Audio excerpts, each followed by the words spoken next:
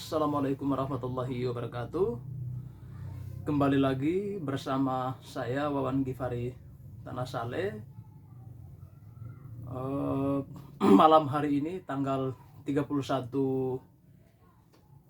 Mei 2022. Besok tanggal 1 Juni 2022 yang sudah ditetapkan oleh pemerintah sebagai Hari Pancasila, yaitu pada 1 Juni dari 1945, kemudian 1 Juni 2022. Intinya pada setiap tanggal 1 Juni itu dirayakan sebagai hari lahirnya Pancasila.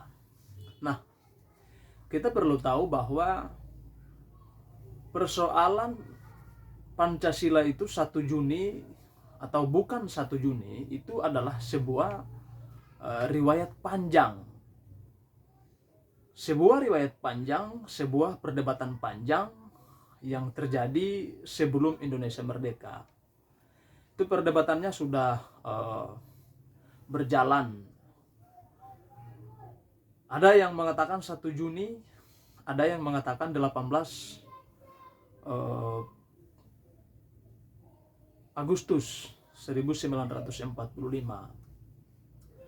Saya sebagai generasi sudah barang tentu tidak bisa berdiri pada posisi kanan atau kiri, sana atau sini.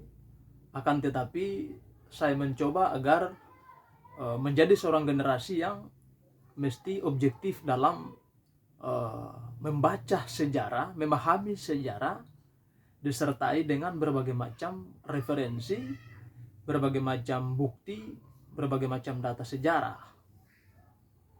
Karena persoalan perdebatan sejarah, ya siapa yang mempunyai data yang otentik, siapa yang mempunyai referensi yang otentik, ya itulah yang dijadikan sebagai rujukan. Karena kita selaku generasi kalau tidak memahami sejarah secara kritis, maka sesuatu yang sudah sekalipun didistorsikan itu kita anggap saja benar adanya tanpa melakukan penelitian lebih dalam, melakukan riset lebih dalam, atau melakukan pengkajian lebih dalam terhadap setiap suatu data sejarah yang secara nilai sejarah masih bisa diperdebatkan. Saya akan mencoba membaca sebuah pesan atau sebuah ceramah dari Profesor Yusril Iza Mahendra yang merupakan salah satu murid daripada almarhum Muhammad Nasir, kemudian daripada para pendahulu-pendahulu yang pernah terlibat di dalam partai Masyumi. Semoga saya membacanya ini agar menjadi bahan pertimbangan bagi kita, bahan renungan bagi kita, kemudian di dalam kita melakukan pengkajian atau melakukan pendalaman lebih dalam.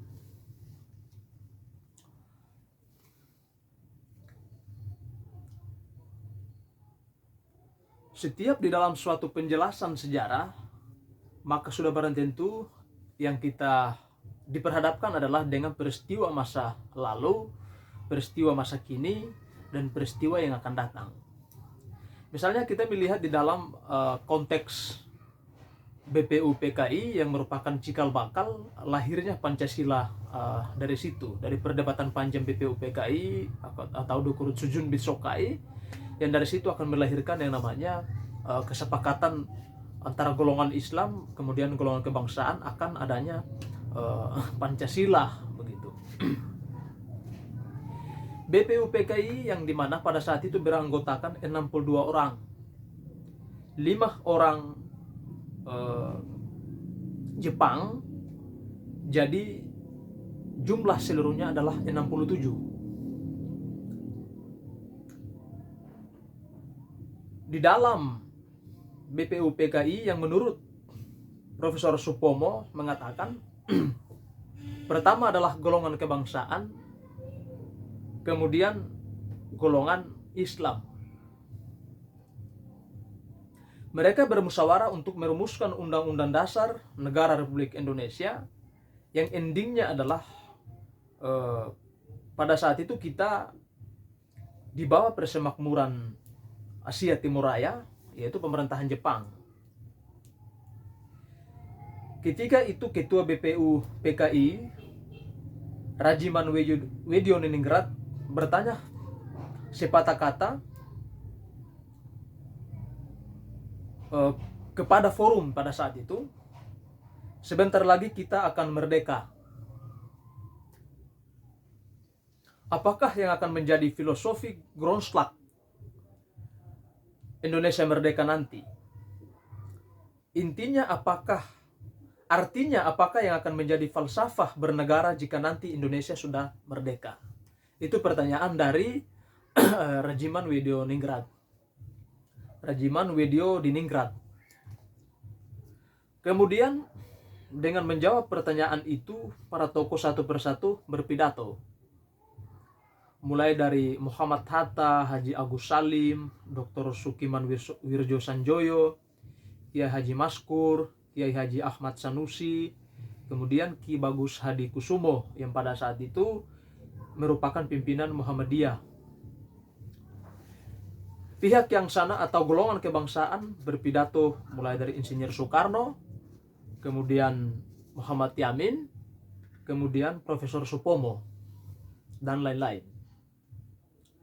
Sesudah semuanya berpidato, Profesor Supomo mengatakan, setelah kami mendengar pidato-pidato tuan-tuan sekalian, saya dapat mengambil kesimpulan ternyata di badan ini ada dua golongan besar.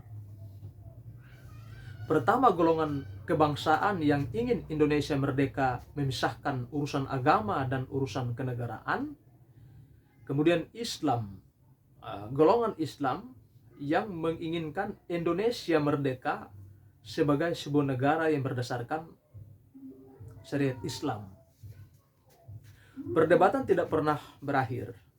Maka dibentuklah panitia 9 orang beranggotakan 4 orang mewakili golongan kebangsaan, 4 orang mewakili golongan Islam, 1 mewakili golongan Kristen. Representatif golongan kebangsaan itu adalah Insinyur Soekarno, Dr. Andus Muhammad Hatta, Mr. Muhammad Yamin, kemudian Mr. Ahmad Subarjo. Golongan Islam 4 orang juga, yaitu Profesor Abdul Kahar Mujakir, Ki Bagus Hadi Kusumo, Haji Agus Salim, Wahid Hasim, kemudian ditambah 1 Kristen yaitu Alexander A. Maramis. 9 orang inilah yang bermusyawarah merumuskan falsafah Indonesia, yang pada kesimpulannya adalah mereka kompromi. Indonesia merdeka tidak menjadi negara sekuler yang memisahkan agama dengan negara.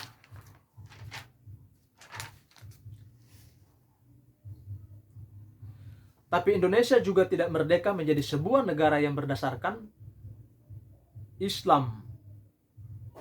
Komprominya itu ialah dalam 2 poin. Pertama, Republik Indonesia nanti kalau sudah merdeka berdasarkan ketuhanan dengan kewajiban menjalankan syariat Islam.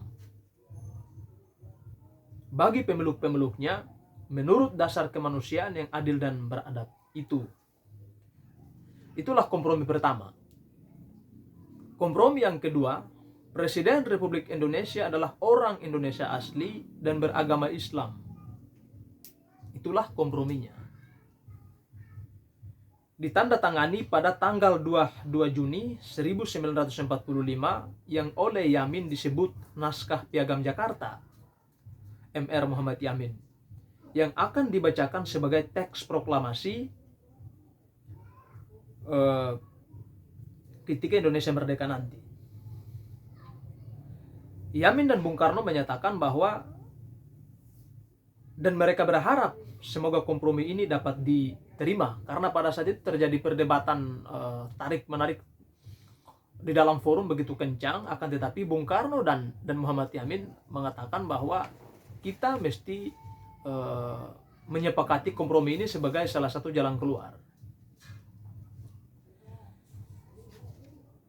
Malapetaka besar terjadi pada tanggal 18 Agustus 1945.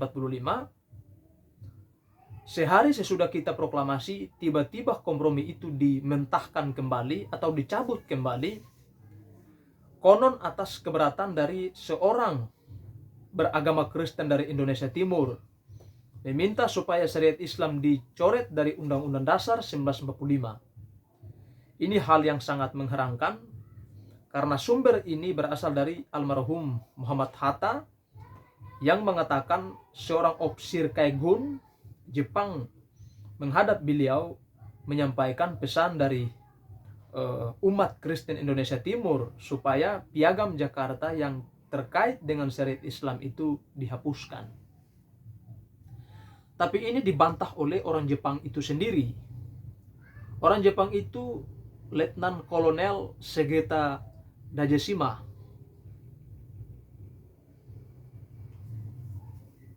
Itu semua dokumen-dokumen tahun 1945.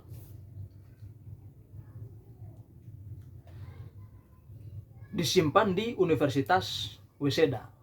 Maksudnya yang dimaksud oleh Kaigun tadi, bahwa semua dokumen-dokumen itu tersimpan di Universitas Waseda di Jepang. Dan bukan Pak Hatta itu, dan buku Pak Hatta itu dicoret-coret oleh Segeta Dajeshima. Dia dibilang sore itu 17 Agustus 1945 tidak ada ofisir Kaigun Jepang yang mengetahui Pak Hatta kecuali saya. Nah, di sini maksud Pak Yusril ada yang mencoba mengatasnamakan ofisir Kaigun itu. Ya, saya baca ulang. Tapi ini dibantah oleh orang Jepang itu sendiri, yaitu Letnan Kolonel Segeta Dajeshima. Dia mengatakan semua dokumen-dokumen itu tersimpan. Dokumen-dokumen yang berkaitan dengan tahun 1945 itu disimpan di Universitas Waseda di Jepang. Dan buku Pak Hatta itu dicoret-coret oleh Segeta Dajeshima. Dia bilang sore itu 17 Agustus 1945 tidak ada ofisir Kaigun Jepang yang mengetahui Pak Hatta kecuali saya. Kaigun atau Angkatan Laut Letnan Kolonel Jepang, tapi saya tidak pernah menyampaikan pesan orang Indonesia Timur seperti yang dikatakan Pak Hatta. Ini sampai hari ini menjadi sesuatu yang sangat misterius dan akan terus dikaji, terus di riset, terus diteliti sejauh mana berbagai macam misteri yang tersimpan di balik rahasia itu. Yang kedua, kalau umat Kristen keberatan, kan sudah ada Maramis. Maramis pernah tidak setuju, ya, bahkan pernah bilang bahwa tuan-tuan kalau syariat Islam dijalankan apakah tidak memunculkan kekejaman, ya. Kemudian lantas Haji Agus Salim pun menjawabnya, tidak Tuan Latu, karena pelaksanaan hukum Islam itu pertimbangannya adalah berdasarkan pada soal kemanusiaan yang adil dan beradab. Itulah saya membaca sebagian kajian daripada Profesor Yusril tentang persoalan polemik atau persoalan dinamika sejarah yang terjadi pada saat itu, yaitu di sidang BPUPKI. Saya juga agak setuju Pancasila itu bukanlah 1 Juni, ya, Pancasila bukanlah 1 Juni, karena ini saya punya buku tentang Pancasila yang di sini ditulis oleh Muhammad Hatta, Ahmad Subarjo, A.A. Maramis, Sunario, A.G. Pringgodigdo. Ini saya punya buku juga menjelaskan tentang itu. Pada 1 Juni itu adalah pidato Bung Karno, ya. Pidato Bung Karno yang tidak seperti disahkan atau seperti Pancasila yang hari ini kita ketahui, yang 5 sila yang kita sudah hafal luar kepala itu. Karena Pancasila yang masih di 1 Juni itu adalah Pancasila yang masih dalam bentuk yang sementara. Nah, sampai di 18 Agustus 1945, disitulah yang ditetapkan Pancasila itu menjadi yang seperti sekarang kita kenal. Misalnya perbedaannya begini. Saya baca Pancasila pada 18 Agustus 1945 dan Pancasila pada 1 Juni 1945. Ini bunyi dari Pancasila 1 Juni 1945. 1. Kebangsaan Indonesia. 2. Internasionalisme atau peri kemanusiaan. 3. Mufakat atau demokrasi.